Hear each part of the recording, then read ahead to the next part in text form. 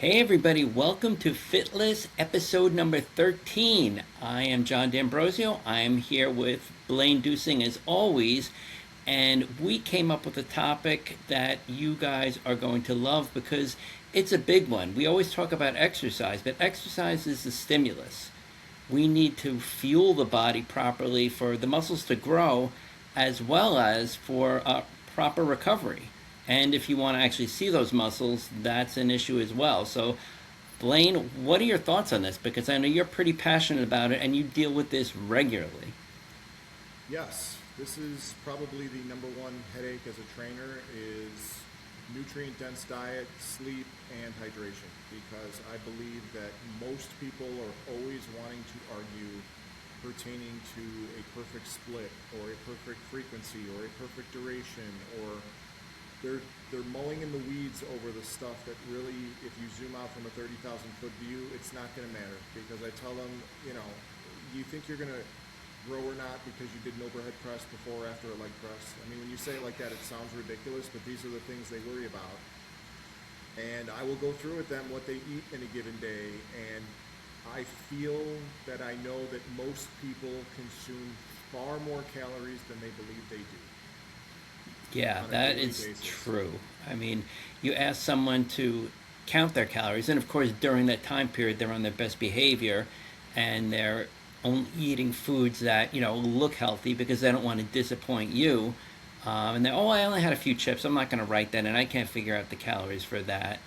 In reality, I mean, it's a lot of times it is the main meals, but I would say a large percentage is just the grazing. People grabbing stuff throughout the day.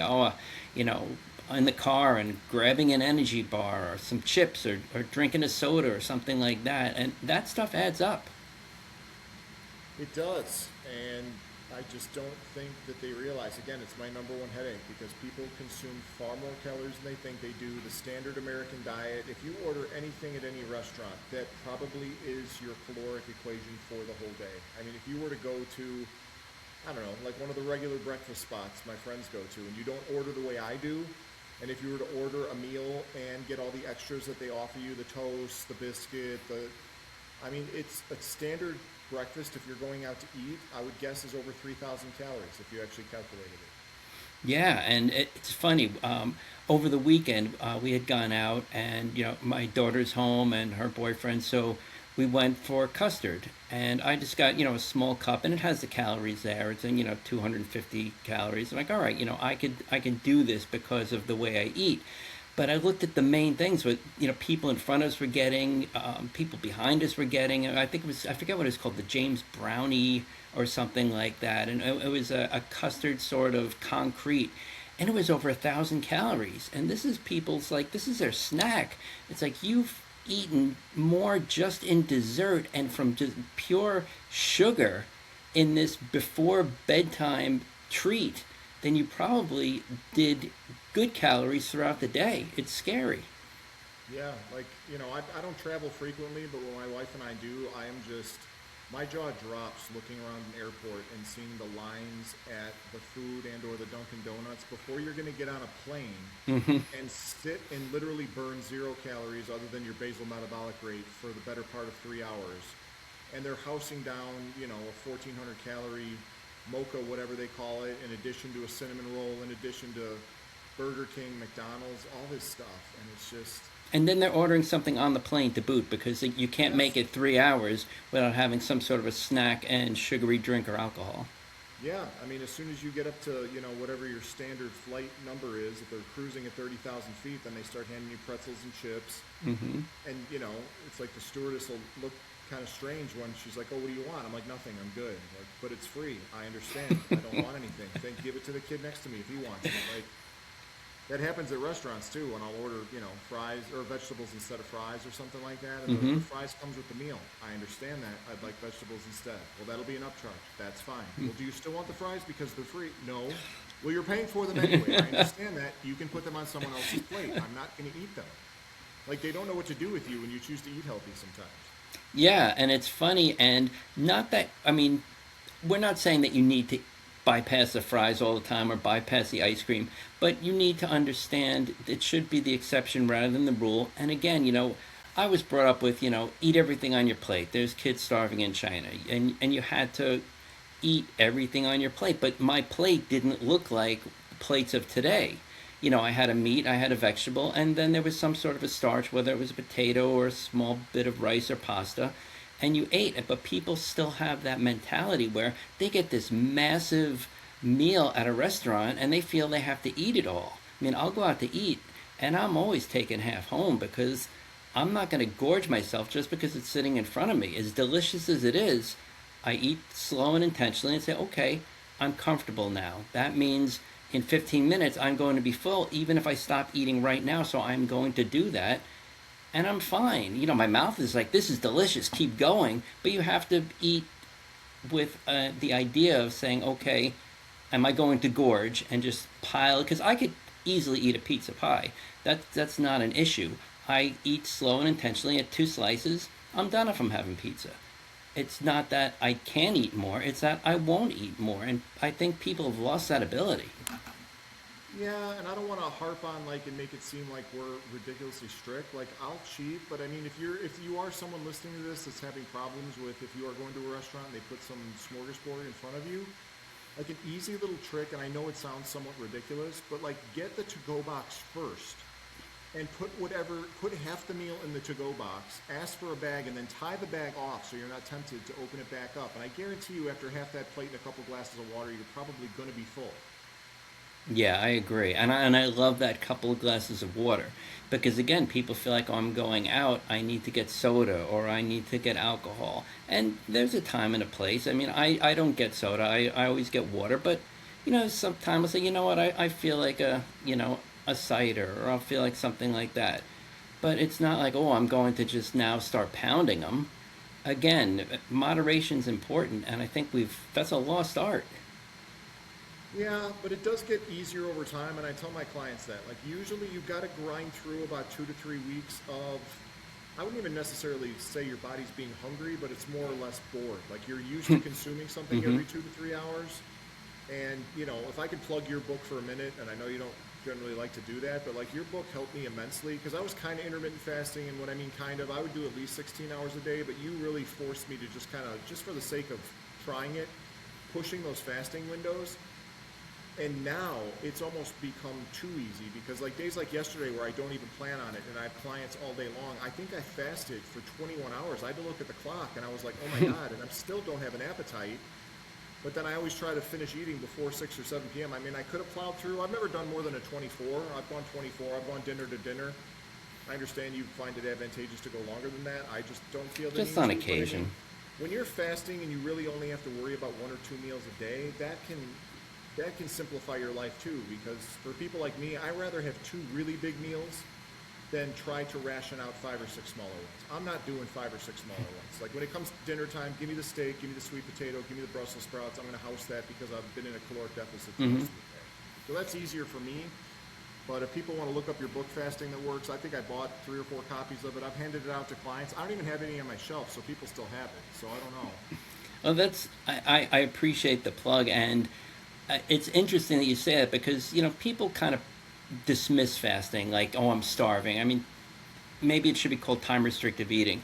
But the main reason for that is because, back in the 70s, obesity levels were pretty low. It was very odd to see someone, they stood out, Laurel and Hardy, even though it was before the 70s, or an Abbott and Costello. It was like, oh, the skinny guy and the fat guy. It's You put them in society today, the fat guy's not the fat guy, he's the average guy now. And it's because we just would eat 3 meals. We'd have a breakfast, we'd have a lunch, we'd have a dinner. We didn't have snacks constantly in between. We weren't just grazing all day long. And looking back at that, you realize, okay, well, let's apply that to today and partition our eating. So, just like you're saying, if you're eating just 2 meals within a certain period, you're not getting these insulin spikes. Every time you eat, your insulin goes up, and then it starts storing fat, and then when it drops off, you start to get hungry again. You get hangry if you wait too long. If you're just having those 2 solid meals, you'll peak it'll drop, and then you'll go into this mode where you're just using the fat that's in your body, and you won't get those hunger spikes. You may get a little hunger now and then, so you have some water or a pinch of salt under your tongue, and then you have your next meal when you have it, and then you're going 16, 18, 20 hours without eating. You're not getting those waves of hunger anymore because the insulin has dropped. Your body's saying, okay, we need fuel. Where are we going to get it from? Well, you've got all this fat sitting on your body. Even the most lean of us have enough fuel to last us days without eating if we really wanted to. And we're not going to be losing the muscle unless, again, you're in a severe starvation because your body spikes growth hormone to protect the muscle. Your body's not stupid. Your fat is there for a reason. It's not going to start burning metabolic tissue that it needs. You need to, of course, get the protein and also work out resistance training, which is why we talk about it. You don't use it, you lose it, but that's fasting or not fasting. But your body is programmed to say, okay, what are we going to burn? Well, the fat is easily accessible when the insulin isn't spiked. We're going to use that. That's what it's there for. You can't access it when the insulin is always up because you're eating 5, 6 meals a day. So those hunger, you said, I'm not hungry. I just realized I didn't eat because eating now isn't, it becomes more of a survival versus oh my gosh, my insulin's dropped and I'm getting these cravings. I need to fulfill them because I'm going to die, which you're not. Yeah, and it's strangely odd that since your book has made me like push the fasting window, like I can already tell like today it's 4:15, like I might skip dinner because if I'm not hungry now, I know I'm not going to be. Like if I get hungry, it's like at noon or between 4 and 5 p.m. If I don't feel hunger, it doesn't suddenly sneak up on me at 9 p.m. before bed and go, oh my God, we've got a house of bag of chips. Right. If I don't, it's very strange. Like I know if I don't feel it now, I'm not going to feel it till tomorrow, and I'm just going to plow through. I'll probably have a big water. I've got a meeting at 6. That'll take up my mind. I probably won't get home till 7:30 or 8. And even if I am hungry, I will not eat that late because I can't go to bed on a full stomach. I feel terrible if I do that. And to anybody that's thinking about trying this, I think the one thing that I thought was going to happen, and Dr. John talked me out of that, like even if you go to bed a little bit hungry, you will not wake up hungry. No, and that's No. amazing. That still fascinates me. Even if I'm doing a longer 72, 96 hour fast, which I don't do all the time, but you go to bed and you may be like, oh gosh, I'm going to wake up tomorrow famished. You wake up just like you do every other morning. You're just like, you're fine because your body during the night is just using fat for fuel. So you're not like, oh gosh, I need energy. Your body's got all the energy it needs. So you wake up and you feel absolutely fine. And it still boggles my mind because I spent so many years with the 6 meals a day. I had the timer, I had the cooler, all the Tupperware in it. It was unnecessary. Yeah, back when I was volume training and teaching during the day, I would bring a cooler and I would time every 3 hours. And even if I was like teaching a class, I'd be taking bites of a sandwich in between teaching because I thought I had to finish that meal within my window, and I thought you had to eat every 3 hours. And to anyone out there that thinks your muscle is going to waste away if you're not feeding it for 20 hours, I think it was your book with the analogy of, if I'm wrong, correct me, but something to the effect of like your body storing fat is the equivalent of you storing firewood. And the second your house gets cold, it's the equivalent of you throwing your couch in the fire instead of using the Yep. wood. You're like, no, you're not going to do that. You're going to use the firewood just like your body's going to use the body fat. You're not going to burn your couch and your chairs by your dining room table.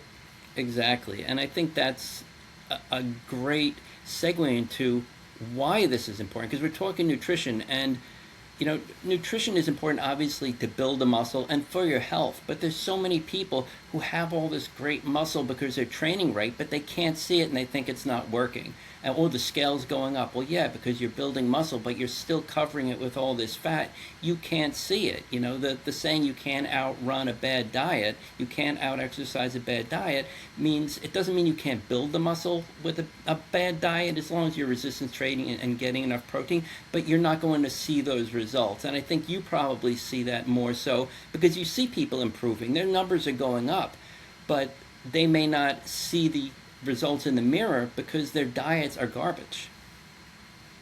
Yeah, I mean, I can't force them to eat the way I want them to eat. Like we had Rich Lancelot on. He's a top 1%er. He and his wife just committed. He lost 40 pounds. And I think that if most people would at least try it once, like lean down, if you're a man, try to get to 15%, 12% body fat. I don't know what it should be for a woman, but if you can get to that point, then tell me you feel terrible. Like you will Right. feel absolute. It's not just about looks. I'm saying how you feel. Mm-hmm. You feel light on your feet. You have more energy than being overweight and lethargic. It's just unfortunately people, especially in this town, with it being the demographic that it is, there is mass quantities of food and alcohol for a reason every single night. And everybody knows what restaurants to go to get the happy hour specials Monday through Friday, and then weekends. Oh, I'll start on Monday, and round it goes. And then you Mm-hmm. guys got like you have guys like me, you, and Rich that just never ever deviate. Or if we do, it's a small, tiny little deviation, and then we're right back on track the next day. Yeah, and that's I think the funny part with people because sometimes like I'm just going to cheat on the weekends, and I mean you're only cheating yourself. I mean you could have the foods you like on the weekend, but then again, compensate and say, well, I'm not going to have my normal breakfast because I know I'm going out for a big lunch at a restaurant, so maybe I don't eat. So you kind of balance it, but it starts out just the weekend, and then it's like, well, Friday night, and then well, Thursday, and before you know it, it's like Tuesday might be the only night that they're actually or day that they're eating okay, and the whole rest of the time they've just slowly transformed their diet to mass quantities of horrible foods, and then in their heads they just haven't realized it because it happens so gradually. And I think someone like you or me pointing that out to somebody, and it's not something people want to talk about. They may complain about, oh, my progress isn't good, I don't look the way I want to look, and they're trying to direct it at the workout's not working. The workout is doing what it needs to do. It's what you're doing outside of the gym that's where the ball's being dropped. Yeah, the workout is 1/100th of the equation. I mean, like I try to make people realize that when they say things to me like, oh, I was good Monday through Friday, or I was good Monday through Saturday. And another thing that pops up around, especially in this town, and I'm sure it's universal in the United States, is football season. Because Sunday football is the greatest day to go to a friend's house. They're going to have a barbecue. They're going to have bowls of chips, pretzels, dips, alcohol. And I try to make people look at their diet not on a day-to-day basis, but a week-to-week basis. So like for Mm-hmm. simplistic mathematics, if you needed to be at exactly 2,000 calories a day, that would be 14,000 calories a week. So say you abide by that Monday through Friday, you're at 10,000 calories. Even if you slip a little bit and go 3,000 calories Saturday, Sunday, the whole week's blown. You didn't do it. Right? You, Yeah, you had one You of you could those be perfect Monday through concretes. Saturday. You go on a binge on Sunday and you consume 4 to 5,000 calories over the course of football Sunday when people are ordering chicken wings and pizza and chips and dip and queso and all Mm-hmm. that delicious stuff. You just bombed the one day and you're starting over from square one, if not behind on Monday again, and going, why doesn't this work? Dude, you've got to be meticulous sometimes about it. Yeah, and the ironic thing about that is with fasting, people always say, well, how do you get enough calories with only two meals within that window? It's like you could get five times that amount of calories on a Saturday or a Sunday while watching football, and you can't figure out how to squeeze the right amount of calories into a 6 or 8 hour eating window. I don't get it. It just doesn't make sense to me that people can't, they compartmentalize. Oh, I can't eat within this window and get enough calories, yet I can triple those calories if I'm not attempting to try to do things right. Yeah, it's like the same people that say I can't drink 8 glasses of water, but having 4 margaritas is no problem. Right. Like, okay. Exactly. Just sip on water a little bit throughout the day. But I mean, back to the diet thing, this might be a funny story to tell people, but like, even if, like, when I know I'm going to be eating healthy food, the quantity at which I can eat is unbelievably astounding. I can house down some food because one, I know it's all nutrient dense food, Mm-hmm. and two, if I'm not hungry at all the next day because I smashed, I don't care because I know nothing's going to happen, so I'll just burn it off on the back end. But my wife and I got invited over to another couple's house a couple weeks ago. I might have told you and Steve this, I can't remember. But he went to the store and got these really big fillets. And he opened the fridge and he's like, check this out. He goes, I didn't even know they sold 13 and a half ounce fillets. And I was like, holy cow, this thing was like a brick. And he's like, I got this for you. And he goes, I got 10 ounces for me and my wife Lauren. And he goes, oh, but don't worry, I got Tupperware for everybody. And I go, Tupperware for what? And he Right. goes, dude, there's no way you're finishing 13 and a half ounce filet with a sweet potato and Brussels sprouts. And I said, Watch me. here's exactly what's going to happen. And the girls weren't in the kitchen for this conversation. It was just me and this gentleman. I said, here's exactly what's going to happen. I'm going to polish that entire thing Lauren will eat about half of her steak, maybe half the sweet potato, and a couple Brussels sprouts. As soon as she's full, she won't say a word. She'll look at my plate, and she's just going to switch our two plates, and then I'm going to eat the rest of her food, no questions asked. And he goes, dude, there's no way. There's no way that's happening. Nobody can eat that much food. Come dinner, I polish it, and he's looking at me. He's waiting. Lauren's talking. She looks over. She switches the plate. He's like, dude! And I polished her plate off, too. And it was probably, he's like, dude, that had to be over a pound of steak. I'm like, dude, I could eat another one. He's like, there's no way. And then my wife Lauren goes, oh, he could eat another one. Like, I could eat, when people are like talking about the carnivore diet and be like, oh, eat all the meat you want, I could probably become one of the guys that could become morbidly obese on the carnivore diet. Like, I don't get full with steak and chicken. I could just eat an entire pig. So I don't know. But again, then the next day, I don't know if I ate much at all, if at all. Like, I might have a very small dinner the next day because I'm still so full. But it was delicious. So times like that, if you're going to give me a pound of steak, I'm eating it. Right. And, to put it in perspective for people who may not know you or who are listening on a podcast and can't actually see you, I mean, you're not a small, 5 foot, 120 pound guy. I mean, what are you, 6'5", 220 6'5", pounds? man, yeah, like to your point, like I don't even, because, my line of sight, I just make the mistake of thinking everyone is my size until I see myself in photographs with other people. And then I'm like, dear God, I'm an ogre. I'm like Shrek in the frickin' swamp, dude. I'm a big boy. Because most people are like 5'7" to 5'9", and I'm just like towering over everyone in a photo. But when I'm in public, I don't see it because I live with myself. So I'm Right. just like, oh, everybody views the world like this. And then I scoot down to somebody's view that's 5'5", and I'm like, man, you people are tiny down there. So for people listening, I mean, Blaine can eat a lot, but Blaine also is probably much bigger, and he's got solid muscle. It's not like, he did the Shrek analogy, but his body is not Shrek. He's lean, he's in fantastic shape, and nobody believes it because the little bit amount of time that we both spend in the gym actually working out is counterintuitive to what you would see when you see Blaine, and that really helps him build clientele because, again, who wouldn't want to emulate somebody who looks like that and say, well, you only have to train once or twice a week for 20 minutes? Sign me up. Yeah, but yeah, to your point, I don't do that often. It's just if we get invited somewhere with a great barbecue and if somebody has burgers, chicken, and steak, I'm going to get to work. But then to your point, I might not eat anything the next day, or I'm just going to eat when I'm hungry. That's why it's like we call it time restricted eating. I call it I eat when I'm hungry, and I'm generally hungry twice a day because after reading your book, I started pushing the 16-hour fast to 16.5, then 17, and then I usually probably do 18. Yeah, that's where I every day. usually am most So if I times. need to push it to 20, 21, 22, I'm hungry, but I'm not gnawing at my fingernails. I'm just mildly Right. like uncomfortable. I'm not like, oh my God, I have to eat. Mm-hmm. But if I do a full 24, come 5 or 6 p.m., I need to eat. I don't think I could go to bed hungry. I've never tried more than 24 hours, but that's me. Yeah, everybody's different, and we're not saying everybody needs to use this methodology. It's just really the point of this is to talk about how important diet and nutrition are for building the muscle, helping the recuperative process, and to be able to actually see all of your hard work under all the fat. And the fat is there. The fat isn't the enemy. It's not like some devious process. It's there because you have excess calories and your body's storing it. You just need to stop storing it and start using it. And the way to do that, we prefer the fasting way of doing it. That does limit the number of calories on one hand, and it does also shift the metabolic functions of the body. So insulin isn't spiking. You're not storing fat. You're actually burning it. But there's many ways to lose weight.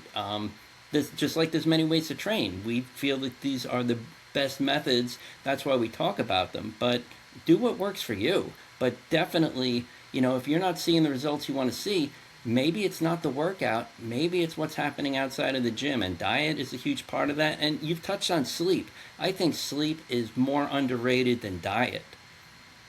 Yeah, I mean, the fact that I probably have the same circadian rhythm 7 days a week. Like it doesn't matter if it's a weekend. Like Lauren and I are in bed by 10:30. I'm up between 5:30 and 6 every day. I sleep through straight 7.5 to 8 hours every single night. Yeah, we'll deviate if it's New Year's Eve or if it's Christmas or Thanksgiving, obviously. But like, I'm not going to a concert Saturday night and staying up till 3 o'clock in the morning with a bunch of guys that are drinking and then feeling like hammered dog crap. Like I have to train on Sunday with Rich, and I'm going to feel good on Sunday, you know. And that's if you have a regular training schedule. I would recommend if you're having trouble with this stuff. I love training on Sunday because if there is a temptation of terrible food, it generally falls on a Saturday night. And the fact that I know I have to train the next day and I want to feel good, absolutely just there's a cutoff in my brain that I won't even touch anything. Versus if I knew I had 2 or 3 days before I had to train again, and they had carrot cake, that's my weakness. If they had ice cream, the things that I like, I would probably indulge. But the fact that I know I have to train at 10 a.m. with Rich the next day and I want to feel 100%, I don't touch anything on Saturdays. Like, I obviously I eat, but I won't eat any Right. junk food on Saturdays. And that's so important. And this just kind of reminded me of something totally unrelated, but I wanted to share it in the last 5 minutes we have. So I had visited a facility that uses the same equipment that OsteoStrong uses. So it's kind of an isometric sort of thing where you're pushing. They Oh, is measure. that that Tony Robbins place? I Like, don't know if it's Tony Robbins. It may be that if we have one of those OsteoStrong. Osteo Strongs. Yeah. So Yeah, they yeah, have. we have one. I've never been in it. Yeah. This was my first time checking it out. So What do they they do?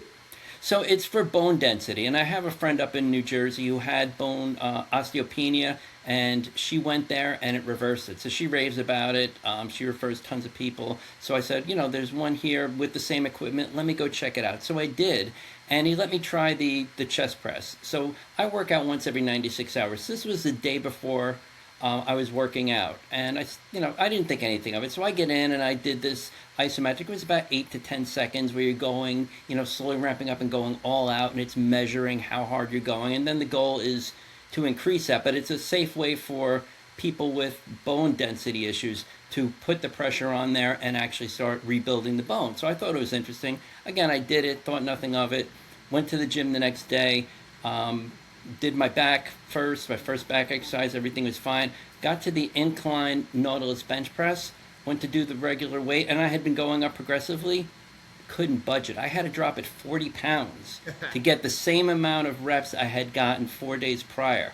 It blew me away that doing something, again, recovery is so important. And because this happened the day before and interrupted my recovery window, one exercise that was about 10 seconds, all out effort, totally tanked my recovery and had my weights dropped. And when I went back 4 days later, everything was fine. I went up again. But it just amazed me that, people underestimate recovery, and that blew me away. Yeah, the diet, sleep, and hydration is 99% of where your results are going to come from. I Mm-hmm. know I harp it over and over, and people still refuse to listen, and they go out and party and eat like crap. I'm like, dude, you can't out-exercise the diet. You can't do it. You You can do it when cannot. you're 20. You can't do it when you're 40 or 50 or 60.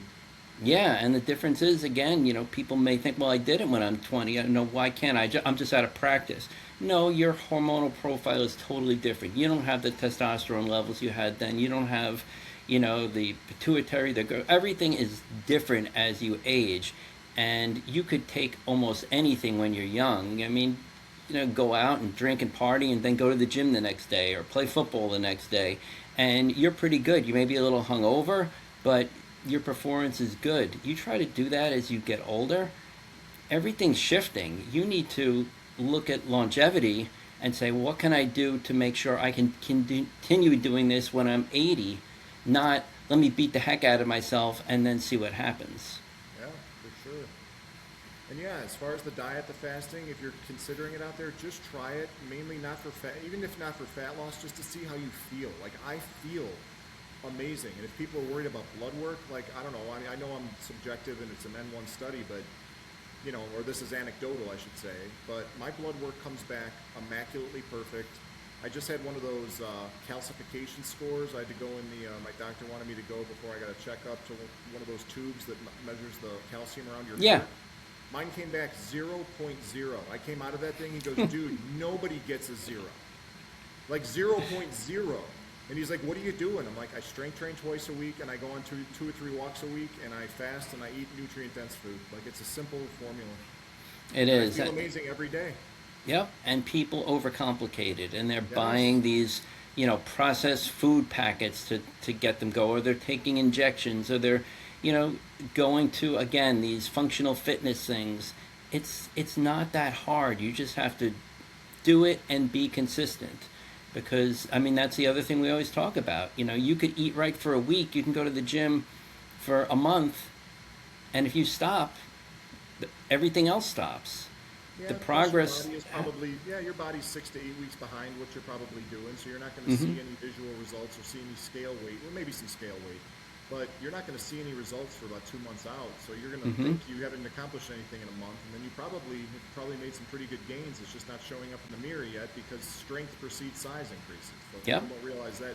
Why aren't I getting bigger? You got to get stronger before you get bigger. You can't get bigger before you get stronger.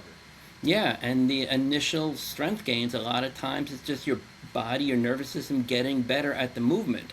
So initially, a leg press or bench press is awkward. Your body's firing all these muscles, trying to figure out what the heck to do.